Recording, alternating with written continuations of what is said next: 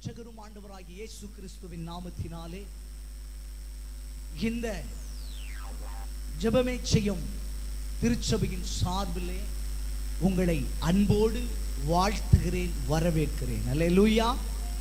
இந்த நிகழ்ச்சிகளை பார்க்கிறவர்கள், கேட்கிறவர்கள் ஒவ்வொருவருக்கும் என் அன்பின் வாழ்த்தலை தெரிவித்துக் கொண்டு, இன்றைக்கு தேவன் கொடுத்த ஒரு மகத்துவமான ஒரு சத்தியத்தை உங்களோடு கூட நான் பேச விரும்புகிறேன். நேற்றைய தினம் மாலையிலே நான் ஒரு ஜெப கூடுகையிலே கலந்து கொண்டிருந்தேன். அந்த ஜெப கூடுகையிலே நான் கலந்து கொண்டிருந்த போது பலர் பலவிதமாக அந்த இடத்திலே வாழ்த்துரைகளை வழங்கி கொண்டிருந்தார்கள். பலர் பல விதமாக தன்னுடைய காரியங்களை பகிர்ந்து கொண்டிருந்தார்கள். ஆனால் அதிலே ஒரு நபர் பேசும்போது அந்த வார்த்தை எனக்கு மிகவும் ஒரு வேதனையை கொடுத்தது. என் உள்ளம் துக்கிக்க ஆரம்பித்தது. அந்த நபர் சொன்னார், அன்றைக்கு மிஷனரிகள் வந்தபோது பரிசுத்த ஆவி, அந்நிய பாஷை இல்லை, இன்னும் சில காரியங்களை சொல்லி அவர் பேசினதை நான் கவனித்தேன். அப்பொழுது அந்த இடத்திலே இருக்கும்போது ஆவியானவர் ஒரு வார்த்தையை சொன்னார். ஆதியிலே சபை உருவாக்கப்படுவதற்கு முன்பாகவே, ஆதியிலே ஜனங்கள் நான் குமாரனை இந்த உலகத்தில் அனுப்புவதற்கு முன்பாகவே என் அபிஷேகத்தை, என் பாஷையை நான் பூமியிலே வைத்திருந்தேன். அல்லேலூயா. ஆமென் சொல்லுங்க பாப்போமே. ஏனென்றால் இன்றைக்கு இப்படிப்பட்ட சில செய்திகள், இப்படிப்பட்ட சில காரியங்கள் நமக்கு நேராய் பேசப்படும் போது அபிஷேகத்தை நாம் மட்டுப்படுத்துகிறவர்களாக மாறிக்கொண்டிருக்கிறோம். ஆமென்.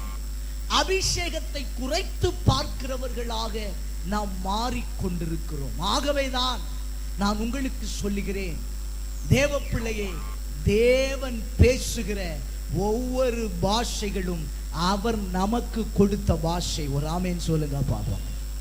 இதை குறித்து யாரும் சந்தேகப்படக்கூடாது. ஆமென்.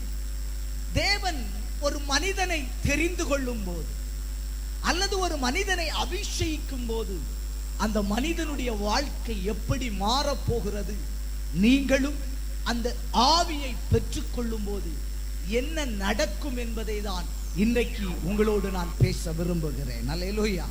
வேதத்தை அப்படியே திருப்பிக் கொள்ளுங்கள். ஒரு மனிதனை உங்களுக்கு சுட்டிக்காட்ட விரும்புகிறேன். 1 சாமுவேல் 16 அதனுடைய 13வது வசனத்தை சற்று எடுத்தவர்கள் சத்தமாய் ஒருவர் வாசிக்கலாம். 1 சாமுவேல் 16 அதனுடைய 13வது வசனத்தை வாசிக்க கேட்கலாம். அப்பொழுது சாமுவேல் தைல கொம்பை எடுத்து அவனை அவன் சகோதரர்கள் நடுவிலே அபிஷேகம் பண்ணினான். அந்நாள் முதற்கொண்டு கர்த்தருடைய ஆவியானவர் தாவீதின் மேல் வந்து இறங்கி இருந்தார். அவனிடத்திற்கு போய்விட்டான். அல்லேலூயா. அல்லேலூயா சொல்லுங்க. தேவ பிள்ளையை வேதம் சொல்லுகிறது பாருங்கள். இங்கே அவன் தைல குப்பியை எடுத்து, தைல கொம்பை எடுத்து அபிஷேகித்த போது அந்த வசனம் தெளிவாக நமக்கு கோடிட்டு காட்டுவது என்னவென்றால், தேவ பிள்ளையை ஆவியானவர் தாவீதின் மேல் இறங்கினார். அல்லேலூயா. அவன் அபிஷேகம் பண்ணப்பட்ட போது ஆவியானவர், யார் ஆவியானவர்? அவர்தான் பரிசுத்த ஆவியானவர். ஆமென். அந்த பரிசுத்த ஆவியானவர் அவர்கள் மேல் இறங்கினபடியினாலே, தாவீதின் மேல் இறங்கினபடியினாலே தாவீதுடைய வாழ்க்கை எப்படி மாறினது என்பதை இன்றைக்கு உங்களோடு பேச போகிறேன். ஒரு ஆமென் சொல்லுங்க பாப்போம். சத்தமா ஒரு அல்லேலூயா சொல்லுங்க பாப்போம். ஹல்லேலூயா. எவ்வளவுதான் சத்தமா. ஒரு அபிஷேகத்தை குறித்து, தேவ வல்லமையை குறித்து ஆண்டோடைய வார்த்தையை கேட்டா சபை அனலா இருக்கணும். ஆமென். சபை எப்படி இருக்கணும்? பிள்ளைகளை பார்த்து கொண்டு இருக்கலாம். அப்படிதானே? பிள்ளைகள் அவங்க இருப்பாங்க, அவங்கள விட்டுருங்க. பிள்ளைகளை விட்டுருங்க. அவங்க ஒருக்கா சொன்னா போதும் கேட்பாங்க. அல்லேலூயா. சரி, பிள்ளைகள் என்ன கவனிங்க, யாரும் விளையாடக்கூடாது. சரியா? முடிஞ்சு போகும்போது உங்களை எல்லாருக்கும் ஸ்வீட் வச்சிருக்கிறேன். ஆமே, என்ன செய்யக்கூடாது? விளையாட கூடாது. நான் பேசுறதெல்லாம் கேட்டீங்கன்னா போகும்போது உங்களுக்கு ஸ்வீட் தருவேன். சரியா? சரி, ஓகே. இப்போ கவனிங்க. ஏன்னா நம்ம பெரிய ஆட்கள் எல்லாம் நீங்க எல்லாம் மாறணும். அதுதான் சொல்றேன். ஒரு மனுஷனுடைய வாழ்க்கையில அபிஷேகம் வந்தா அந்த மனுஷனை அது மாற்றும். அதுக்கு தான் இன்னைக்கு செய்தியை கொண்டு வர போறேன். அல்லேலூயா. தேவ பிள்ளைகளே, அப்போ பரிசுத்த ஆவியானவர் அவன் மேல் இறங்கின போது, பரிசுத்த ஆவியானவர் தாவீதின் மேல் வந்து இறங்கின போது என்ன நடந்தது என்கிற ஒரு 3 காரியத்தை சொல்லி உங்களுக்காக நான் ஜெபிக்க விரும்புகிறேன். அந்த 16வது அதிகாரத்திலே தாவீதின் மேல் ஆவியானவர் வந்து இறங்குகிறார். அவன் அபிஷேகிக்கப்பட்டு பரிசுத்த ஆவியானவருடைய மகிமைக்குள்ளாய் நிரப்பப்பட்டபடியினாலே தாவீதுடைய வாழ்க்கையிலே சில மாற்றங்கள் உருவாக்கப்பட ஆரம்பித்தது. சில மேன்மைகள் உருவாக்கப்பட ஆரம்பித்தது. நான் சொல்றேன், அபிஷேகத்தை வாஞ்சிக்கிற உங்களுக்கு என் தேவன் அவைகளை செய்ய போகிறார். ஆமே. முதலாவது வாசிக்கும் போது 1 சாமுவேல் 18 அதனுடைய 16வது வசனத்தை வாசிக்கலாம். 1 சாமுவேல் 18 அதனுடைய 16வது வசனத்தை வாசிக்க கேட்போம்.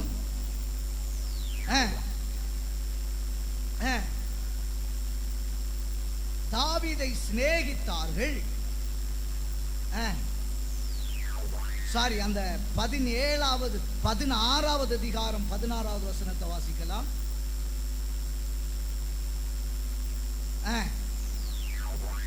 சுரமண்டலம் வாசிப்பதில் பாருங்கள், தேர்ன ஒருவனை தேடும்படி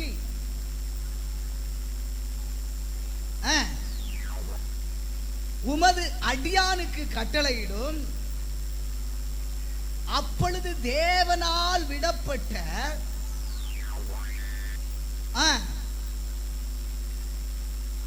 அவன் தன் கையினால் வாசித்தால்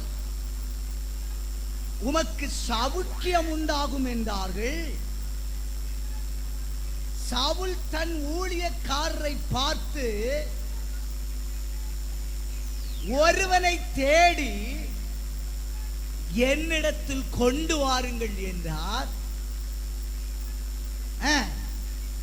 பிரயுத்தரமாக இதோ பெத்லேனாம் ஆகிய ஈசாயின் குமாரன் ஒருவனை கண்டிருக்கிறேன்.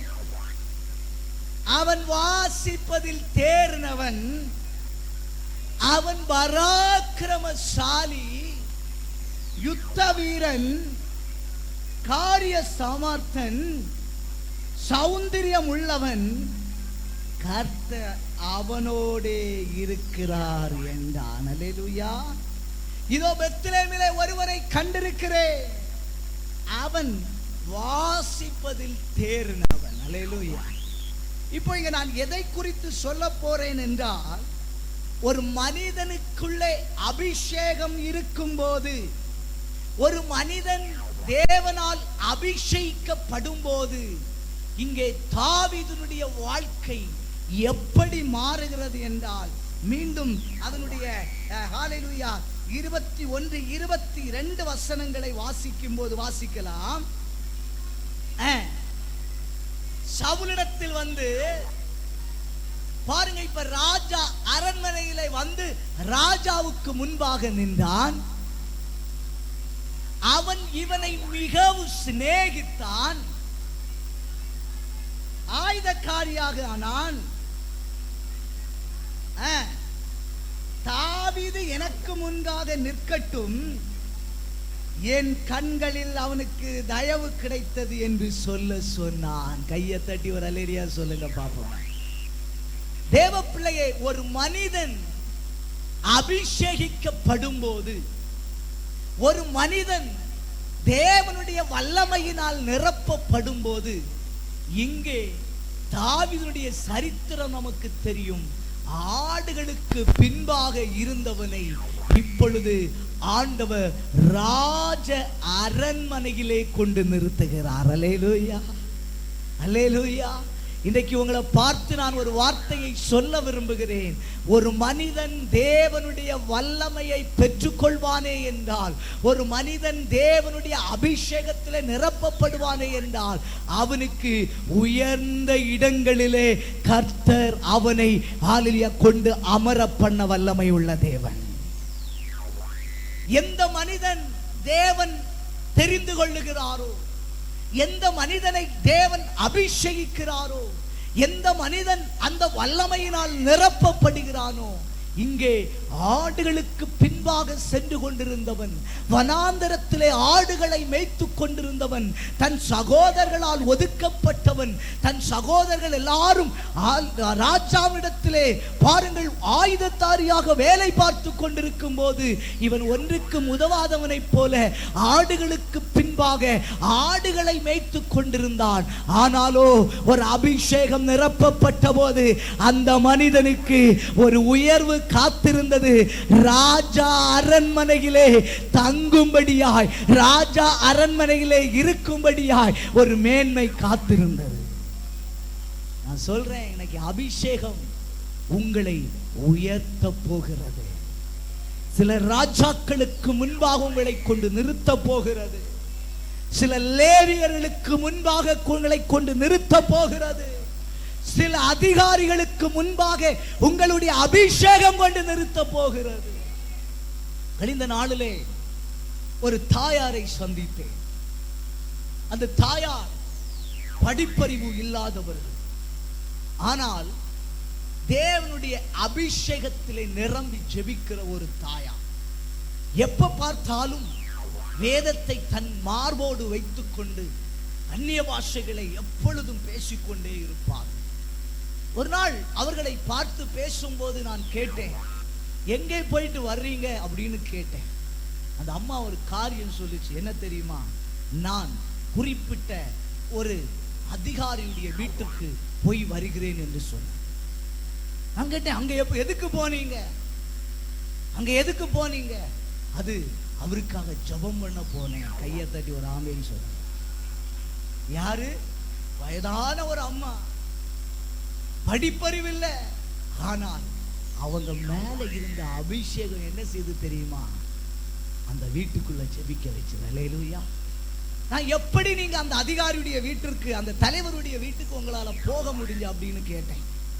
அப்ப அந்த அம்மா சொல்லிச்சு, எல்லா வீட்டுக்கும் ஓட்டு கேட்டு வருவதை போல ஓட்டு கேட்டு அவர்கள் வந்தார்கள்.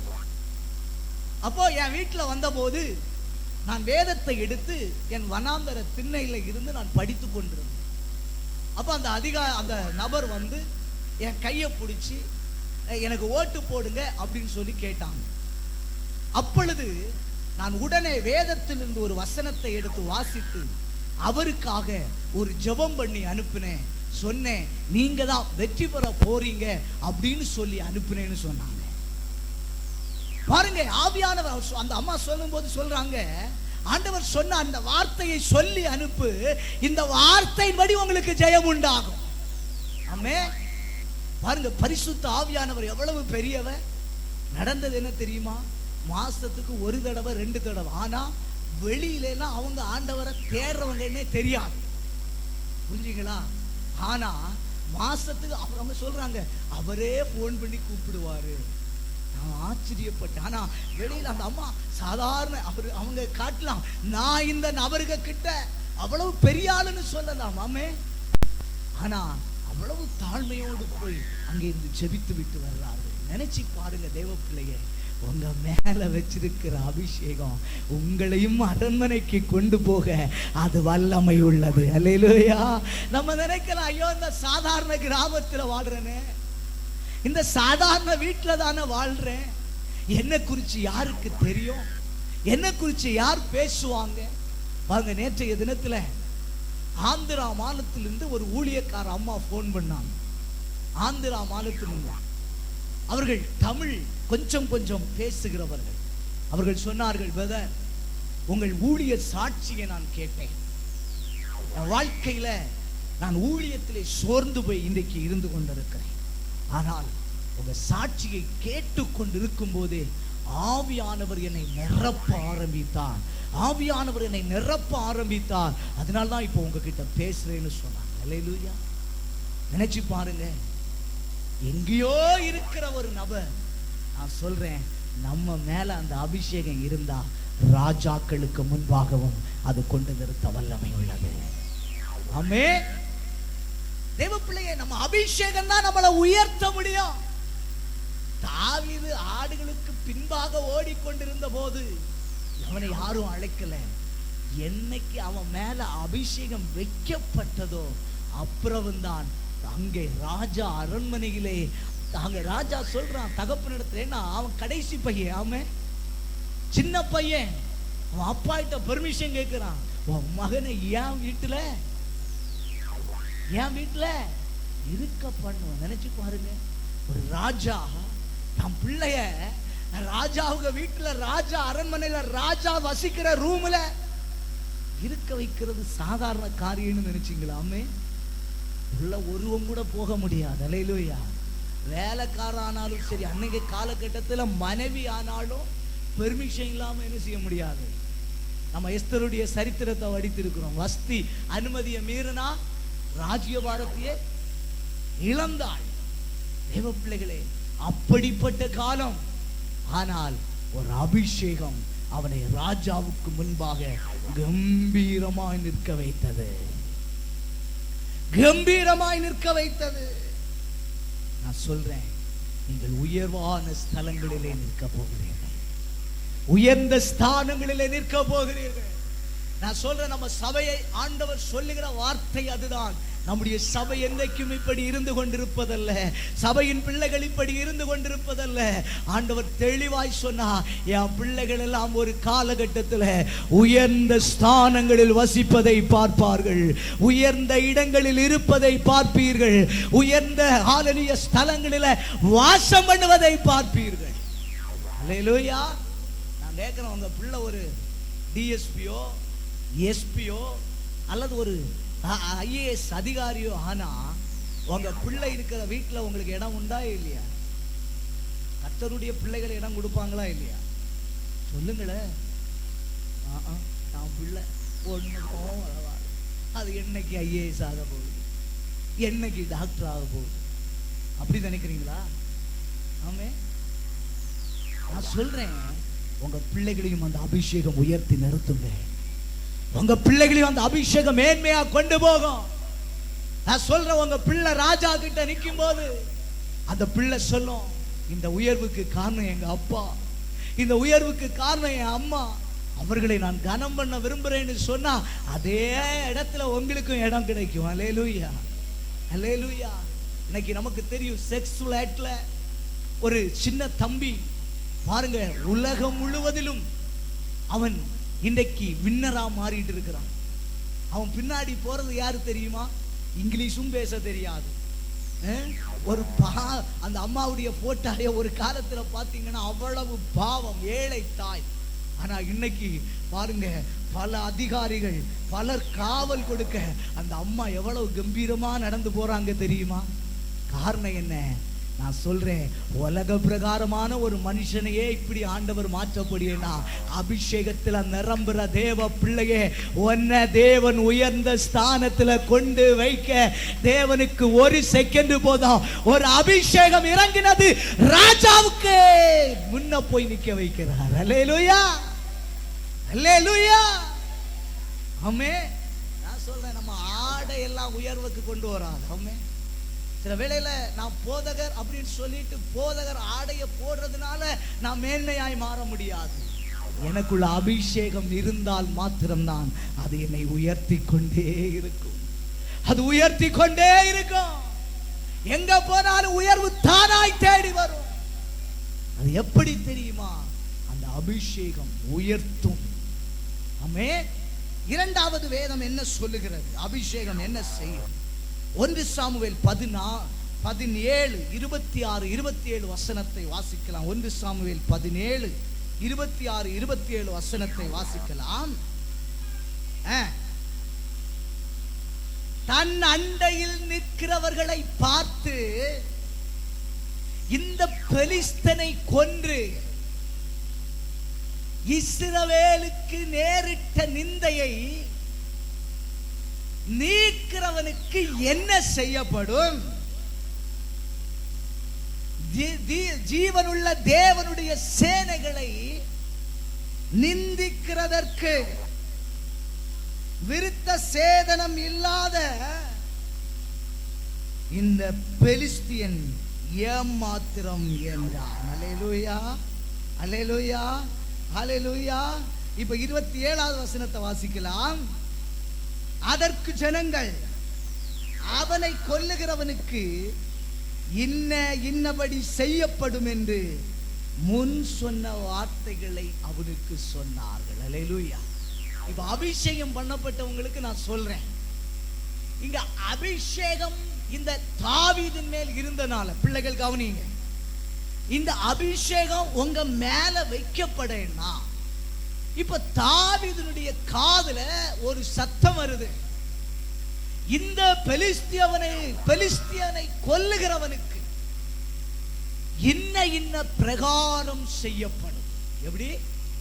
இன்ன பிரகாரம் செய்யப்படும். இந்த செய்தியை கேட்ட உடனே அபிஷேகம் பெற்றவனுக்கு சும்மா இருக்கவே முடியல. ஆமென், அல்லேலூயா. ஏன்னா என்ன செய்தி அங்க சொல்லப்பட்டது? அந்த 25வது வசனத்தை வாசிக்கலாம். அந்நேரத்தில் இஸ்ரவேலர்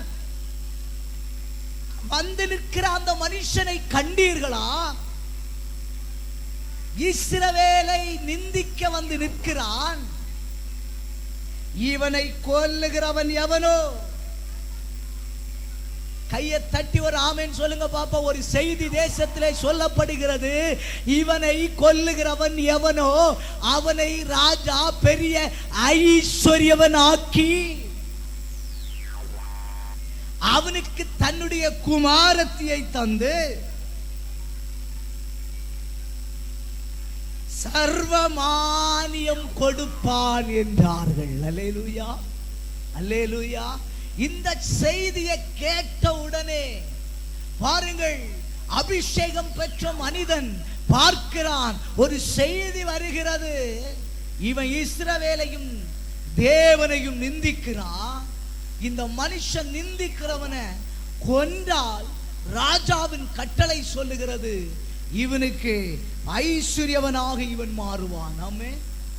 தாவீது ஒரு சரித்திரம், ஒரு பக்கத்தில் வேத பண்டிதர்கள் சொல்லுகிறார்கள், தாவீது வசதியிலே குறைந்தவன் அல்ல.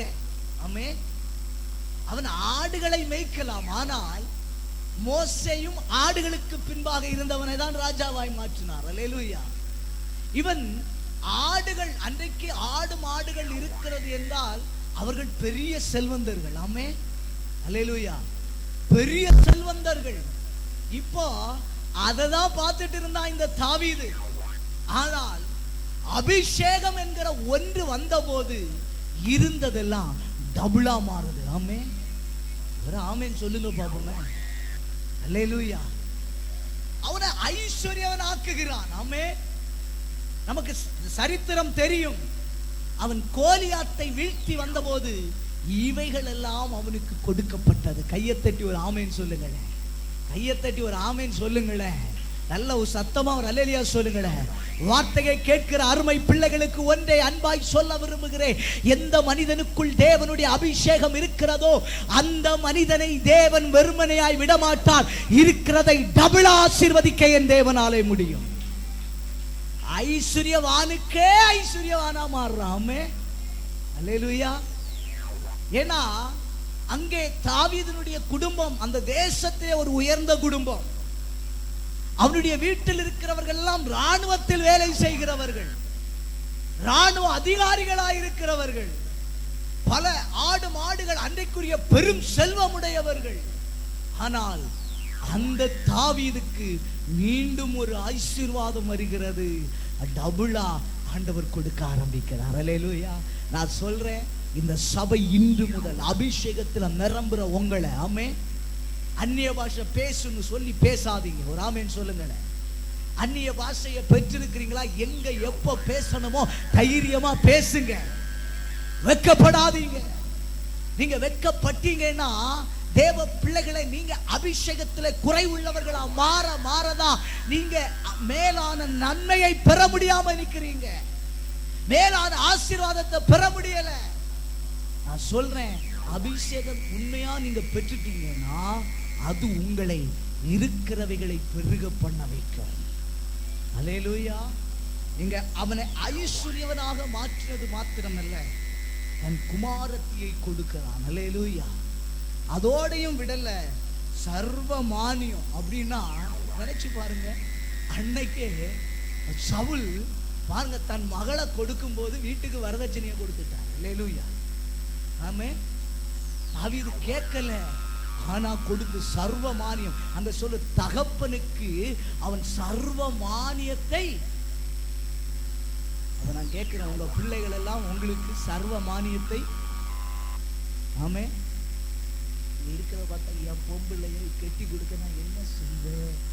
ஆண்டவர் சொல்றாரு, உன் மேல அபிஷேகம் இருந்துன்னா உன் பிள்ளைய தேடி கொண்டு வந்து திருமணம் செய்துட்டு. பொம்பிள்ளை இருக்கிறவங்களுக்கு எல்லாம் சந்தோஷமே இல்லை. தேவ பிள்ளை அபிஷேகம் அப்படி மாற்றுங்க. எனக்கு தெரியும், நம்ம ஊர்ல அருகாமையில ஒரு போதகர், 2 பெண் பிள்ளைகள். அவர் சொல்லும்போது சாட்சி சொன்னார். என்ன தெரியுமா? எனக்கு 2 பெண் பிள்ளைகளுக்கும் எந்த வரதட்சணையும் கொடுக்கவில்லை. திருமணம் முடிந்து நான் வரும்போது 25,000 50,000 ரூபாய் எனக்கு மீதி என் கரத்தில் இருக்கும். அபிஷேகம் அவரை உயர்த்திச்சு. ஆமென் சொல்லாத உங்கள் பிள்ளைகளுக்கு அதிகமாய் நீங்கள் கொடுத்து. ஆமென். அல்லேலூயா. நான் சொல்றேன், உங்க பையனா இருக்கட்டும், உங்க பொண்ணா இருக்கட்டும், பையன் மாதிரி கேட்கண்டாம். ஆமென். நம்ம காலத்துல கேட்டு தோத்துட்டோம். நம்ம பிள்ளைகளுக்கு என்ன செய்யக்கூடாது? நான் கேட்கிறேன், வரதட்சணை வாங்கினதையோ அல்லது உங்க வீட்டுல இருந்து கொடுத்ததோ இன்னைக்கு அந்த வீட்டுல இருந்தா நீங்க சொல்லுங்க பாப்போம். என்னையும் சேர்த்துனா நான் பேசுவேன். அல்லேலூயா. நம்ம வாங்கினதோ இல்ல நம்ம கொடுத்ததோ அவங்க சேர்த்து வைத்து அவர்கள் ஐஸ்வர்யவானாய் மாற்றப்பட்டார்கள். சொல்றவங்க ஒரு ஆள் இருக்கட்டும் பார்ப்போம், ஒரு குடும்பம் இருக்கட்டும் பார்ப்போம். ஏதோ வசதி வாய்ப்புல இருந்தவங்க வீட்டுல கொடுத்தது நின்னுது. ஆமே. அங்கேயும் அடியும் பிடியும் சண்டையும் ஒரு நாளும் இல்ல. தேவப்பிள்ளை, எனக்கு ஆசை என்ன தெரியுமா? நம்ம சபையினுடைய பிள்ளைகள் தேவனுக்காய் நிற்பதை பார்த்து பாருங்க. தம்பி அகஸ்டின் கழிந்த புதன்கிழமை வந்து ஆண்டவருடைய வார்த்தையை கொடுத்தான். வார்த்தையை கொடுத்து முடிஞ்சு நான் கடைக்கு போன உடனே எனக்கு போன்ல ஒரு பயோடேட்டா ஒன்று வந்தது. ஒரு ஊழியர் சேர ஒரு அம்மா அனுப்பி விட்டாங்க. அனுப்பி விட்டுன்னு கேட்டாங்க, அந்த பிள்ளை இப்படி படிச்சிருக்கு, MBA முடிச்சிருக்கு. இப்போ அந்த பிள்ளைக்கு சேலரி சர்டிபிகேட்ல 1.25 லட்சம் ரூபாய் சம்பளம் வாங்குவதாக எழுதப்பட்டிருக்கு. என் பிள்ளை இப்படி சம்பளம் வாங்குது, அந்த பையனுக்கு கேட்டு பார்ப்பீங்களா அப்படின்னு சொல்லிட்டு கேட்டாங்க. ஆமென். அல்லேலூயா. அவங்க என்ன கேட்டாங்க தெரியுமா? எந்த டிமாண்டும் வைக்க. நான் சொன்னேன், அவன் ஊழியர் செய்யறான், அவனுக்கு சொந்த வீடு இல்லை, அதெல்லாம் ஒன்றும் இல்லைங்க, அவன் மேலே இருக்கிற ஒரு அபிஷேகத்தை நாங்கள் பார்க்குறோன்னு சொன்னாங்க. ஆனால் இவன்கிட்ட கேட்டேன், இவன் சொன்னான், இப்போ தேவ ஆவியானவர் என்ன நடத்தலை. அதான் உண்மை. அல்லேலூயா. ஆமென் சொல்லுங்க. ஏன் சொல்றேன்னு தெரியுமா? தேடி வருது பாருங்க, அதுதான் அபிஷேகம். அல்லேலூயா. உங்க பிள்ளைகளுக்கு எல்லாம் எதையும் தேடி போகாதீங்க, நீங்களும் தேடாதீங்க, தேடியும். ஆமென். பிறகு தேடியும் காணாதிருப்பீர்கள் ஆசீர்வாதம். அல்லேலூயா. வசனத்தின்படி நம்ம பார்த்தேன்னா ஒரு அபிஷேகம் பெற்றவனுக்கு தேவன் ஆசீர்வாதத்தை அவன் கேட்டானா?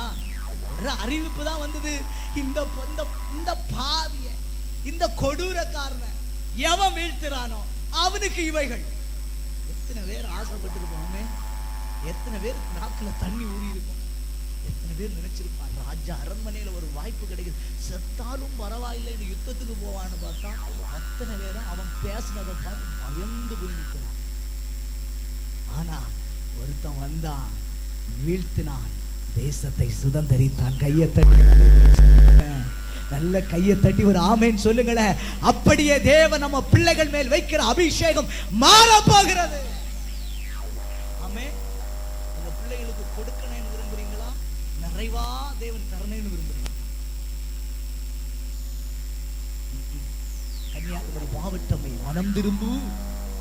அல்லேலூயா. நான் சொல்றேன், நீங்க உங்க ஜெபத்தை மாத்தி பாருங்க, கர்த்தர் செய்வார். விசுவாசிக்கிறீங்களா? நம்ம ஜெபம் இன்னும் மாறல. நம்ம ஜெபம் எப்படி இருக்கும் தெரியுமா? ஆண்டவரே, என் பிள்ளைக்கு நான் என்ன கொடுப்பேன்? என் பிள்ளையை கட்டி கொடுக்கும்போது நான் பவுனுக்கு கொடுப்பேன். என் பிள்ளைகளுக்கு நான் என்ன செய்வேன்? இதுதான் நம்ம ஜெபமா இருக்கே தவிர, என் பிள்ளைகளை நீங்க நடத்துங்கப்பா, உங்க அபிஷேகம் என் மேல இருக்கிறது, அந்த அபிஷேகம் என் பிள்ளைய உயர பண்ண.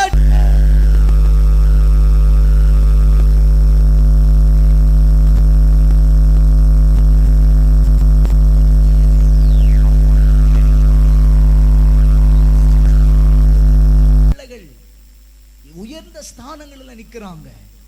தேடி போகல, தேடி வந்தது. அல்லேலூயா. நான் தேடி போகவில்லை, என்னை தேடி வந்தாரையா. நான் தேடி போகவில்லை, என்ன தேடி வந்தாரையா. எந்தன் இயேசுவே, எந்தன் இயேசுவே, எந்தன் இயேசுவே. பாருங்க, ஒரு அபிஷேகம் தேடி போகாமலே தேடி வருதுன்னா, உங்க பிள்ளைகளுக்கும் எல்லாம் தேடி வரும், உங்களுக்கும் எல்லாம் தேடி வரும். நான் சொல்ற, வீட்டை தேடி ஆசீர்வாதங்கள் வரும், வீட்டை தேடி நன்மைகள் வரும், வீட்டை தேடி உயர்வு வரும். நம்ம நினைக்கணும், இத்தனை வருஷம் ஆயிடுச்சு, இத்தனை காலம் ஆயிடுச்சு, எங்கெல்லாம் வரப்போகுது, பொறுத்திருந்து பார், பூமி ஆழ்வாய். உலக மனுஷன் தானே சொல்றான், பொறுத்திரு, நீதான் தேசத்தை சுதந்தரிப்ப. அல்லேலூயா. தேசத்தில் நீதான் உயர்த்தப்பட்டிருப்ப. உன்னை தேடிதான் பலர் வரும்படி கர்த்தர் உனக்கு நன்மையானவைகளை செய்ய வல்லமை உள்ள தேவன். விசுவாசத்தை விடாதீங்க, அபிஷேகத்தை விடாதீங்க, ஆவியில நிரம்பி ஜெபிக்கிற விடாதீங்க. அதுதான் உங்களை உயர்த்தும். ஆமென், ஆமென். மூன்றாவது, இந்த தாவீதுடைய வாழ்க்கை என்ன நடந்தது பாருங்க. 1 சாமுவேல் 17:49-50 வசனத்தை வாசிக்கலாம். 49:50 வசனம் பாருங்க. இப்ப மூன்றாவது ஒரு காரியம் அங்க நடக்குது. தன் கையை அடப்பத்திலே போட்டு அதிலிருந்து ஒரு கல்லை எடுத்து கவுனிலே வயிற்று சுழத்தி எறிந்தான். அந்த கல் நெற்றியில் பதிந்து போதனால்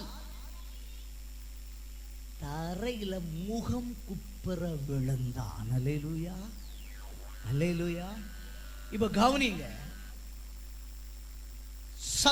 தலையை நிமிர பண்ணுகிறவர் நம்முடைய தேவன். ஆமே. இப்போ இந்த தாவீது அற்பமா எண்ணப்பட்டிருக்கலாம், சகோதரர்களை நீ எதுக்கு வந்தேன்னு கேட்டிருக்கலாம். ஆனா இவன் மேலிருந்த அபிஷேகம் அவனை வீழ்த்துவதற்கு பாருங்க, ஒரே கல்லை கொண்டு கோலியாத்தை வீழ்த்த வைக்குது. அல்லேலூயா. கொஞ்சம் சிந்திச்சு பார்க்கணும். இப்போ இங்கிருந்து நான் பலமா எரிகிறேன்னு வச்சுக்கோ, எரிந்தால் அந்த கல் இங்க படும்போது எங்க விழுவேன்? எங்க விழுவேன்? கவனிச்சிங்களா? இந்த நான் இப்போ எரிகிற, நீங்க ஒரு கல்லை எடுத்து, ஏன்னா பல கல்கள் எரியப்படும், அப்படிதானே? இப்போ அந்த கல் இப்படி எரிஞ்சு வரும்போது நான் எங்க போய் விழுவேன்? ஆனா பைபிள் என்ன சொல்லுது? எங்க விழுந்தா? முகம் குப்புற.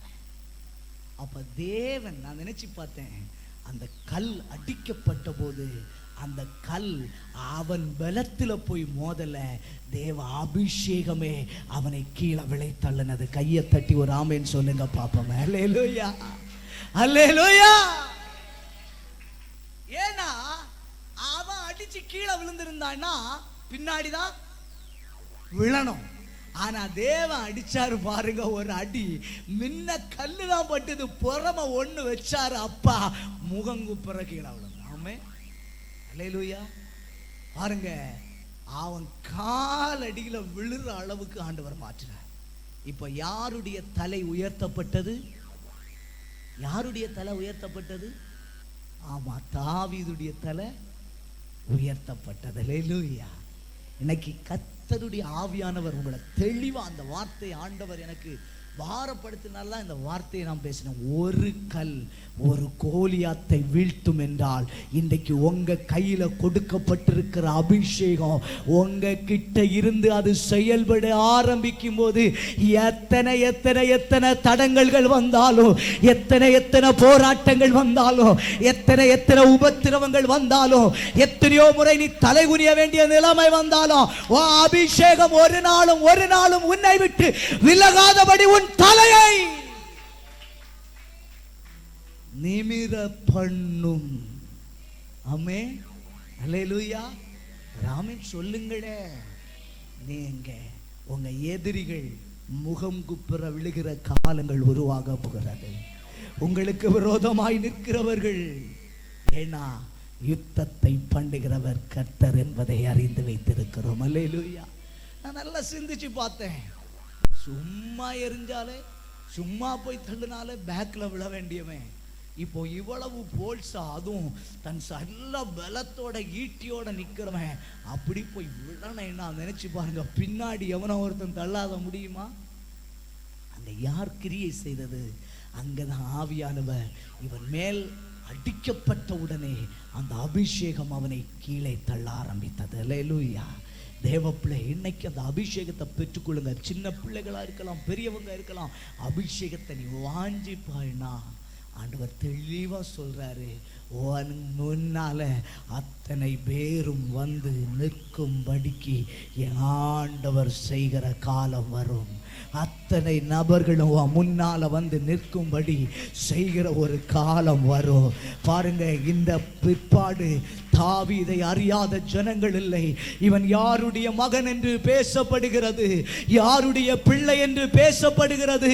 தேவ பிள்ளையை இன்றைக்கு கர்த்தர் தெளிவாய் சொல்றார், தேவ ஆவியின் அபிஷேகம் உனக்குள்ளே இருக்கும் என்றால் உன்னை எந்த இடத்திலும், எந்த ஸ்தானத்திலும், எந்த சத்துருக்கள் முன்பாகவும், எந்த மனிதர்களுக்கு முன்பாகவும், எந்த ஊழியக்காரர்களுக்கு முன்பாகவும், எந்த ஜனங்களுக்கு முன்பாகவும் உன் தலையை நிமிர பண்ணுவதற்கு, உன் தலையை நிமிர பண்ணுவதற்கு, உன் தலையில ஒரு அபிஷேகத்தை வைக்க விரும்புகிறார். ஒரு கல் போது ஒரு கோலியாத்தை வீழ்த்துவதற்கு. இன்னைக்கு கர்த்தர் சொல்கிறார், ஒரு கல் ஒரு கோலியாத்து, உனக்குள் இருக்கிற ஒரு வார்த்தை, ஒரு அபிஷேகத்தின் வார்த்தை பல கோலியாட்களை வீழ்த்த பண்ண போகிறது. பல கோலியாட்டுகளை வீழ்த்த பண்ண போகிறது. அந்த அபிஷேகம் உன்னை நிரப்ப போகிறது. அந்த அபிஷேகம் உன்னை பலப்படுத்த போகிறது. அந்த அபிஷேகம் உன்னை தாங்கி நிறுத்த போகிறது. அப்படி எல்லாரும் நம்ம எழும்பி நிற்க போகிறோம். எல்லாரும் நம்ம எழும்பி நிற்க போகிறோம். ஹல்லேலூயா. எத்தனை பேர் 5 நிமிடம் கண்ணை மூடி இருங்க, யாரையும் பார்க்காதீங்க.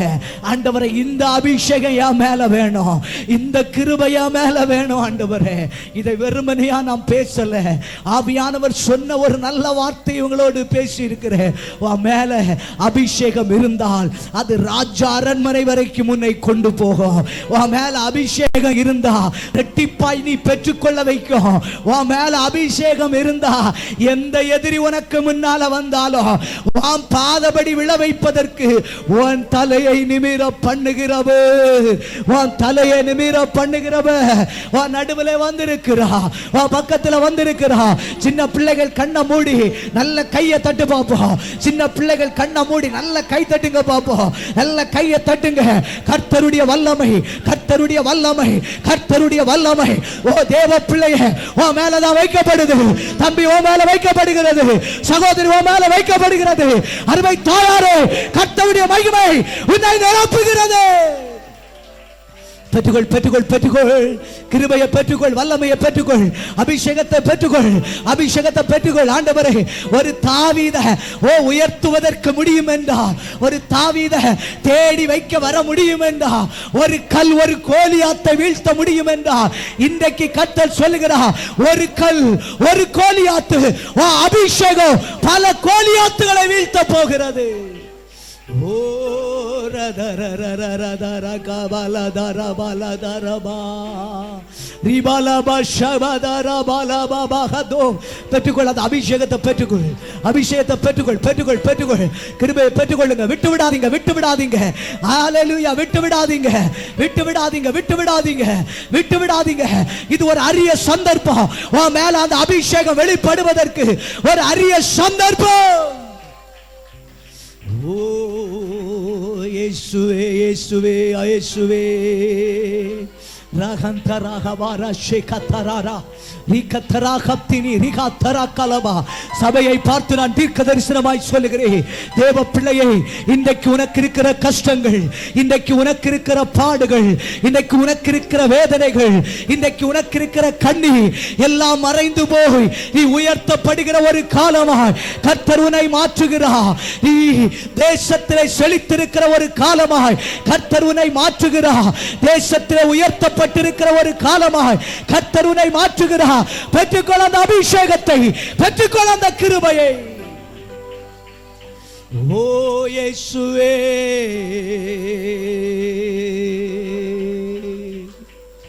அபிஷேகம் என் தலை மேலே, ஆவியானவர் எனக்குள்ளே, அபிஷேகம் என் மேலே, ஆவியானவர் எனக்குள்ளே, அபிஷேகம் என் தலை மேலே, ஆவியானவர் எனக்குள்ளே, அபிஷேகம் என் தலை மேலே, ஆவியானவர் எனக்குள்ளே, என் தலை மேலே ஆவியானவர். எத்தனை பேர் சொல்ல முடியும்? அந்த அபிஷேகம், அந்த அபிஷேகம், அந்த அபிஷேகம், அந்த வல்லமை, அந்த கிருபை, அந்த கிருபை, அந்த கிருபை, அந்த கிருபை. பெற்றுக்கொள், பெற்றுக்கொள், பெற்றுக்கொள். சபை பெற்றுக்கொள், சின்ன பிள்ளைகள் பெற்றுக்கொள்ளுங்க, பெற்றுக்கொள்ளுங்க. அபிஷேகம் தான் உன்னை உயர்வான ஸ்தலத்திலே கொண்டு போகும்.